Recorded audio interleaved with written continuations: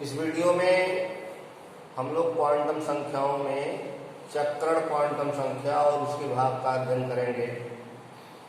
तो चौथी क्वांटम संख्या है चक्रण क्वांटम संख्या। Spin quantum number, spin quantum number.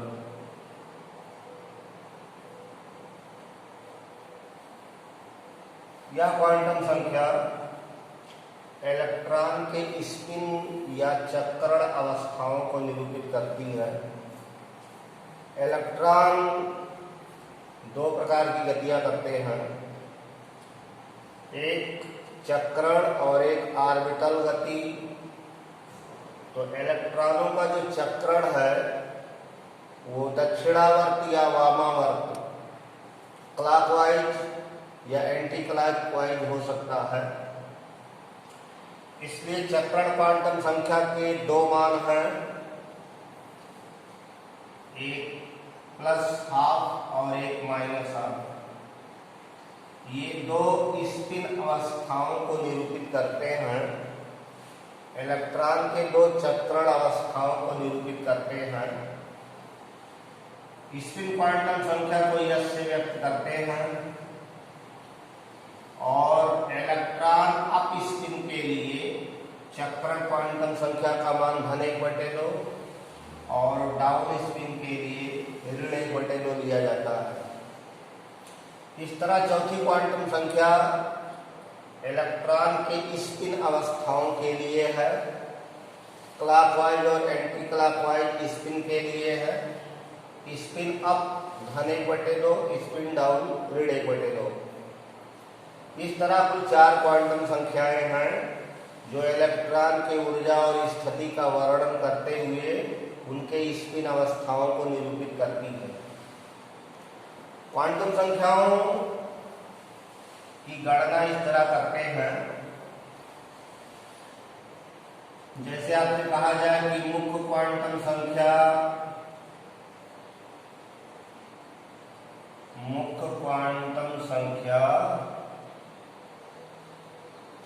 n = 3 के लिए सभी क्वांटम संख्याओं के मान लिखिए। तो n की वैल्यू 3 दी गई है। अब शेष क्वांटम संख्याओं के मान देने हैं। तो मुख्य क्वांटम संख्या n = 3 के लिए पहले दिगंशी क्वांटम संख्या के मान लिखे जाएंगे। दिगंशी एजीमुथल क्वांटम नंबर के मान लिखे जाएंगे। तो n के मान 0 से n-1, यानी 0 रहेगा और n-1 तक। तो 3 में से 1 घटाइए 2 तक, तो बीच में 1 आएगा। तो n = 3 के लिए दिगंशी के 3 मान 0, 1, 2। अब इसके लिए चुंबकीय क्वांटम संख्या लिखी जाएगी। 0 के लिए 0, ये जो n = 0 है यह सुकोष, इसमें एक ऑर्बिटल बताया गया है, एक कक्षक। उसके लिए चुंबकीय क्वांटम संख्या का मान 0। n = 1, इसके लिए चुंबकीय क्वांटम संख्या के 3 मान आते हैं। ये 3 कक्षकों को निरूपित करते हैं, -1, 0, +1। और ये जो 2 वैल्यू है n की, ये डी कोष के लिए है। तो डी कोष में 5 कक्षक होते हैं। चुंबकीय क्वांटम संख्या के 5 मान हैं, -2, -1, 0, +1, +2। ये 5 कक्षकों को निरूपित करते हैं। चक्रण क्वांटम संख्या प्रत्येक m के मान के लिए चक्रण के 2 मान आएंगे, क्योंकि एक ऑर्बिटल में अपोजिट स्पिन के 2 इलेक्ट्रॉन रह सकते हैं, विपरीत चक्रण के 2 इलेक्ट्रॉन रह सकते हैं। तो एक स्पिन अप होगा, एक स्पिन डाउन होगा। तो इसमें दो मान आएंगे प्लस माइनस 1/2। ऐसे यहाँ 3 है, पी का मान यम का मान 3 है पी उपकोष के लिए, तो इसमें 3 दूनी 6 इलेक्ट्रॉन होंगे। तो 6 इलेक्ट्रॉनों के लिए यहाँ 2 electron plus minus half plus minus half plus minus half. तो चक्रण क्वांटम संख्या के 3 प्लस हाफ वैल्यू और 3 माइनस हाफ वैल्यू रहेंगे। ऐसे ये 5 कक्षक हैं, तो 5 दूनी 10 इलेक्ट्रॉन, एक कक्षक में 2 इलेक्ट्रॉन, तो plus minus 1/2 plus minus 1/2 plus minus 1/2 plus minus 1/2 plus minus 1/2। एक ऑर्बिटल में अपोजिट स्पिन के 2 इलेक्ट्रॉन होते हैं, एक स्पिन अप एक स्पिन डाउन। स्पिन अप के लिए धन 1/2 और डाउन के लिए ऋण 1/2 मान लिया जाएगा। तो इस तरह मुख्य क्वांटम संख्या 3 के लिए दिगंशी के मान 0, 1, 2, चुंबकीय के मान 0 के लिए 0, 1 के लिए -1, 0 + 1, 2 के लिए -2, -1, 0 + 1 + 2। और स्पिन के मान, एक यम के मान पर स्पिन के 2 मान आएंगे, धन 1/2 ऋण 1/2। इस तरह आप क्वांटम संख्याओं को लिख सकते हैं। इसको और स्पेशलाइज करके पूछा जाए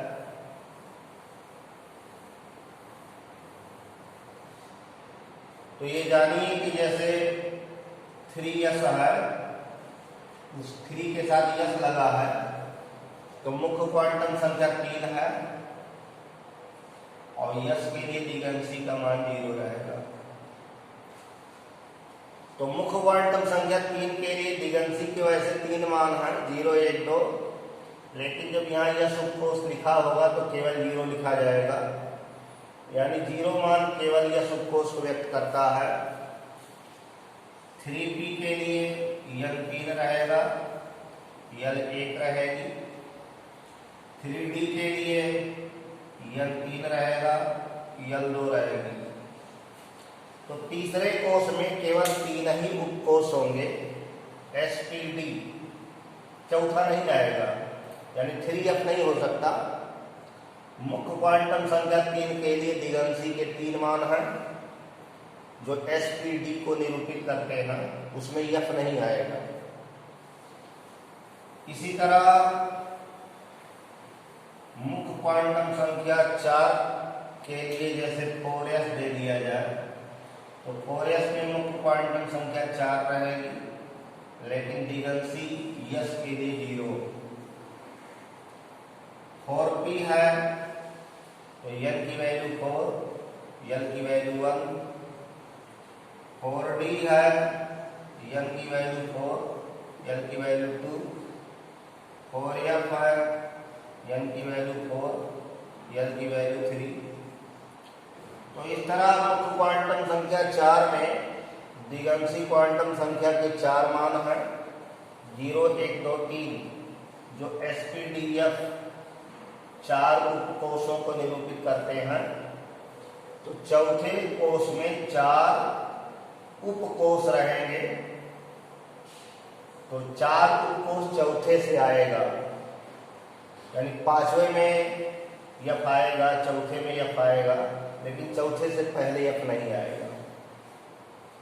ऐसे किसी एलिमेंट के लिए गणना करना हो, जैसे सोडियम के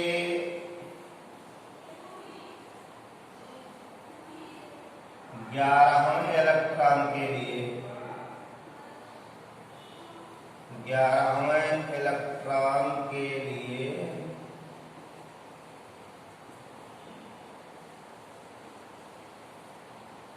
चारों क्वांटम संख्याओं के मान लिखिए।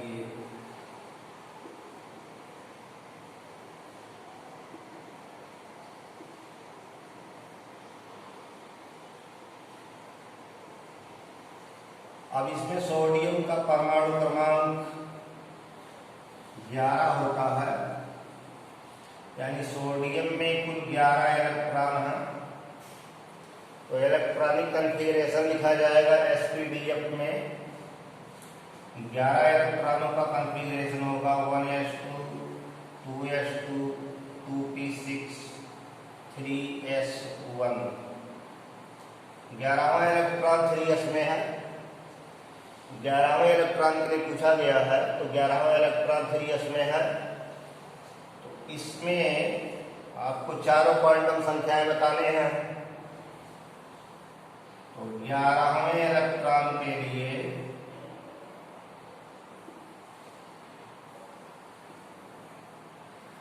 मुख्य क्वांटम संख्या ये बताई जाएगी 3, और यस उपकोष में है तो यस के लिए दिगंशी का मान हमेशा 0 बताएंगे, यल की वैल्यू 0। और चुंबकीय क्वांटम संख्या यल 0 है तो यम 0। एक ऑर्बिटल होता है यस में, उसमें एक इलेक्ट्रॉन है, तो एक इलेक्ट्रॉन उसका स्पिन अप लिया जाएगा (1/2). ये सोडियम के 11वें इलेक्ट्रॉन की चारों क्वांटम संख्याओं के मान हैं m3 l0 m0s +12। तीसरे की s में इलेक्ट्रॉन है और एक इलेक्ट्रॉन उसकी स्पिन अप है, तो स्पिन क्वांटम नंबर +12 दिया जाएगा। ऐसे नाइट्रोजन के 7 इलेक्ट्रॉनों की चारों क्वांटम संख्याएं लिखनी हो, नाइट्रोजन परमाणु के 7 इलेक्ट्रॉनों की चारों क्वांटम संख्याओं के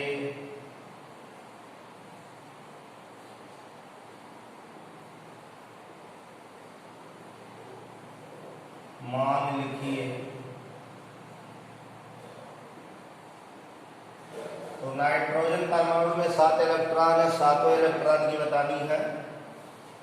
तो पहले इलेक्ट्रॉनिक कॉन्फ़िगरेशन लिखा जाएगा 7 इलेक्ट्रॉन का 1s2 2s2 2p3।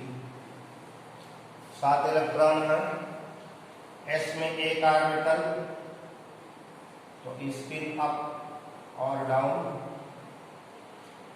ये 2s है, s में एक ऑर्बिटल अप और डाउन।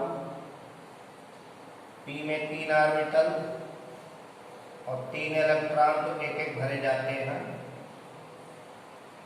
सिंगली पहले फील्ड होता है तो एक एक इलेक्ट्रॉन भरे जाएंगे। तो पहला इलेक्ट्रॉन ये है और दूसरा डाउन में है, तीसरा ये है, चौथा डाउन में है, 5वां 6ठा 7वां ये इलेक्ट्रॉन है।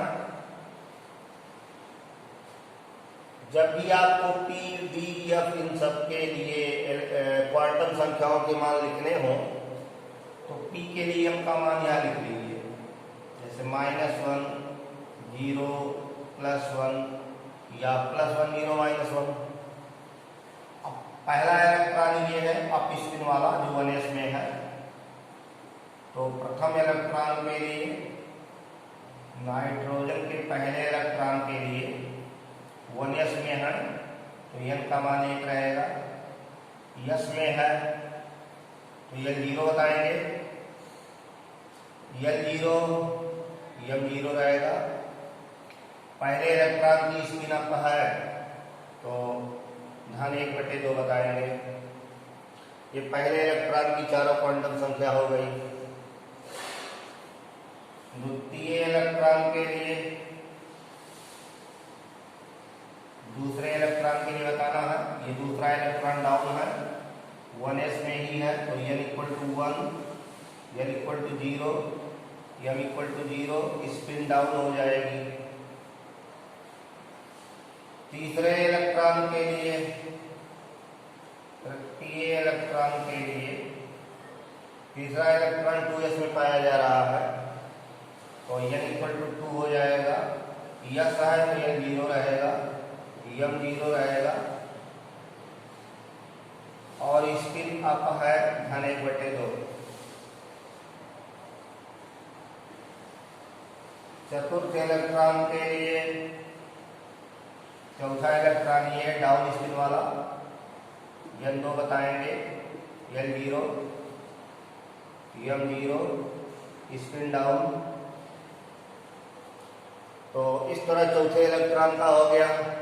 अब पांचवा, छठा, सातवां पी में है, तीनों अप स्पिन में है, पैरेलल स्पिन है। तो पंचम इलेक्ट्रॉन के लिए मुख्य क्वांटम संख्या ये है N2, P है L1 और M की वैल्यू यहाँ ऊपर लिख दी गई है। इलेक्ट्रॉन यहाँ पाया जा रहा है तो -1, अप स्पिन है तो (1/2). छठे इलेक्ट्रॉन के लिए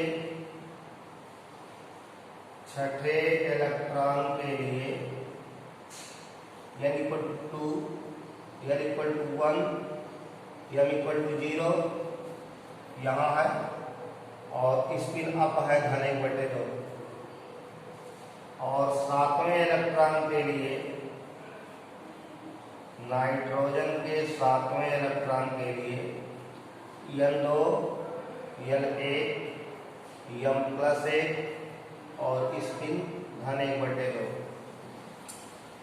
तो इस तरह आप इलेक्ट्रॉनों का निरूपण कर देंगे तो क्वांटम संख्याएं आसानी से बता सकते हैं। और इसमें किन्हीं दो इलेक्ट्रॉनों को आप देख लीजिए, चारों क्वांटम संख्याएं समान नहीं है। तो इस पर एक नियम है, पाउली का अपवर्जन नियम। पाउली का अपवर्जन नियम एक दिया गया है, वो नियम आपको बताया जा रहा है।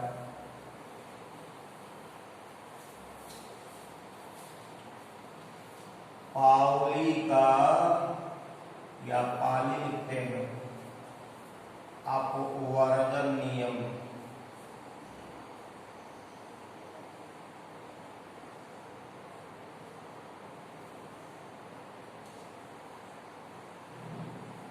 पाउली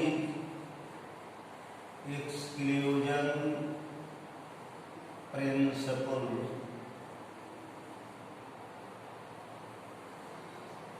ये नियम कहता है कि किसी परमाणु में किन्हीं दो इलेक्ट्रॉनों की चारों क्वांटम संख्याओं के मान समान नहीं हो सकते।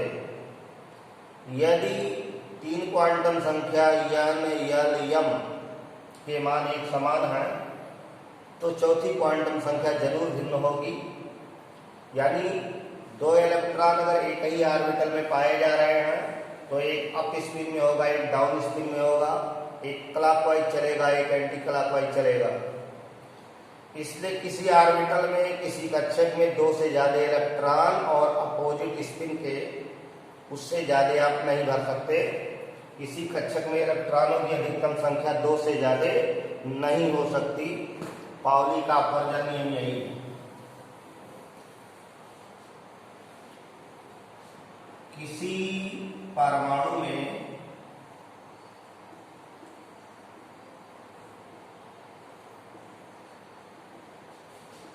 किन्हीं दो इलेक्ट्रॉनों के लिए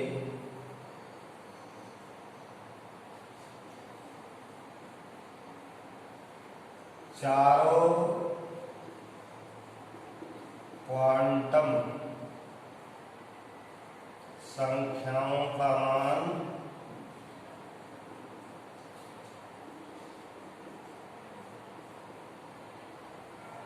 एक समान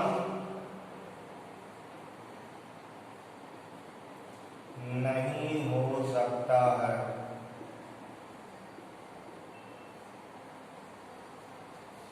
यदि N, L, M के मान एक समान है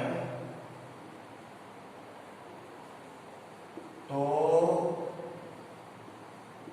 यश के मान में अवश्य भिन्नता होगी। तो पाली का या पाउली का नियम है कि किसी परमाणु में किन्हीं दो इलेक्ट्रॉनों की चारों क्वांटम संख्याएं एक समान नहीं हो सकती, और यदि n या m के मान एक समान है तो s के मान में अवश्य भिन्नता होगी।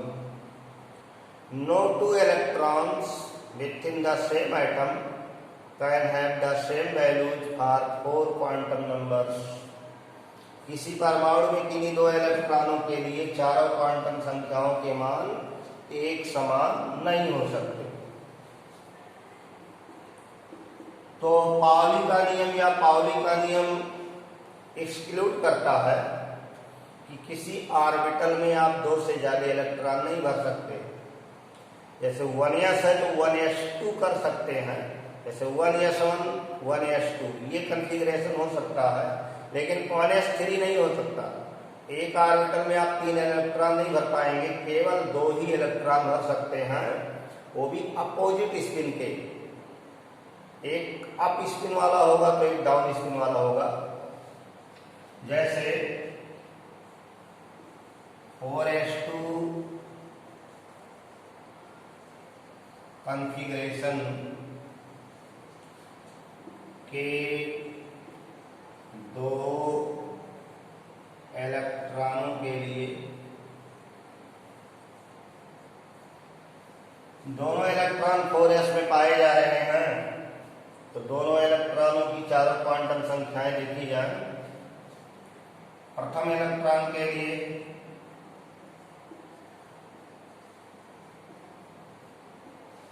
ये 4s इलेक्ट्रॉन पाया जा रहा है, तो मुख्य क्वांटम संख्या 4 होगी।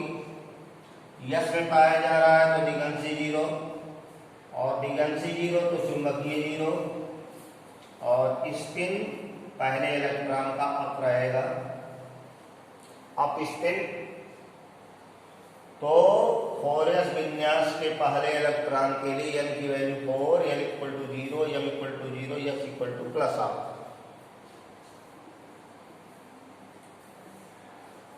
द्वितीय इलेक्ट्रॉन के लिए, दूसरे इलेक्ट्रॉन के लिए n की value 4, l 0, m 0, spin down हो जाएगी। अब यहाँ स्पष्ट है कि 4s के दोनों इलेक्ट्रॉनों के लिए n, l, m के मान एक समान है, लेकिन स्पिन भिन्न है, एक अप स्पिन है, एक डाउन स्पिन है। तो पाउली के नियम के अनुसार किसी परमाणु में किन्हीं दो इलेक्ट्रॉनों के लिए चारों क्वांटम संख्याओं का मान एक समान नहीं हो सकता। यदि n या m एक समान है तो s जरूर भिन्न होगा। इस तरह स्पष्ट है कि किसी कक्षक में 2 से ज्यादा इलेक्ट्रॉन आप नहीं भर सकते। बच्चों, इस वीडियो में हम लोग पाउली के अपवर्जन नियम तक का अध्ययन किए हैं। शेष अगले वीडियो में अध्ययन किया जाएगा। धन्यवाद।